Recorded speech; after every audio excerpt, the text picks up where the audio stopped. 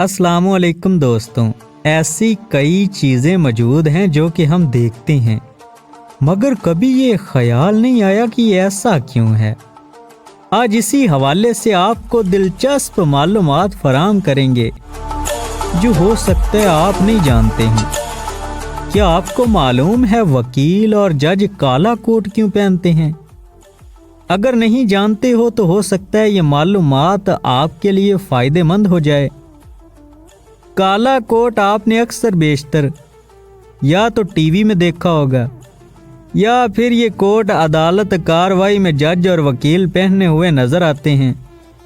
مختلف وکلاء کے مطابق کالا کوٹ ایک یونیفارم ہے جو کہ اختیار رکھنے کا پیغام پڑھے لکھے ہونے کی ترجمانی کرتا ہے، جبکہ ایک اور وکیل کا کہنا ہے کہ کالا کوٹ ہمارے وقار میں اضافہ کرتا ہے۔ کالا اور سفید رنگ دنیا بھر میں قانونی پیشے کی ترجمانی کرتا ہے۔ ویسے تو کالا رنگ افسردگی یا غم کے موقع کے حوالے سے مشہور ہیں، مگر کالا رنگ طاقت اور اقتدار کی بھی ترجمانی کرتا ہے۔ کالے رنگ کو استعمال کرنے کی وجوہات کالے رنگ کو استعمال کرنے کی دو اہم وجوہات ہیں۔ پہلی وجہ یہ ہے کہ اس وقت کوئی دوسرا رنگ موجود نہیں تھا جس سے قانونی پیشے کی ترجمانی کی جا سکے۔ ماضی میں جامنی رنگ کو بادشاہیت سے تشبیہ دی جاتی تھی اور آخر میں کالا رنگ ہی بچا جس سے قانونی پیشے کی ترجمانی کی گئی۔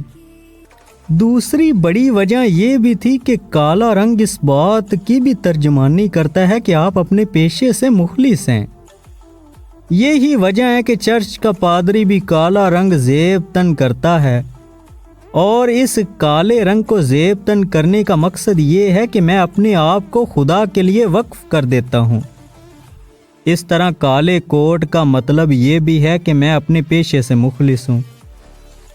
کالا کوٹ 1327 میں برطانیہ کے کنگ ایڈورڈ III نے قانون کے پیشے کے لیے ڈریس کوڈ کے طور پر متعارف کروایا تھا، جس کے بعد سے اب تک کالا کوٹ قانون کے پیشے میں اہمیت رکھتا ہے۔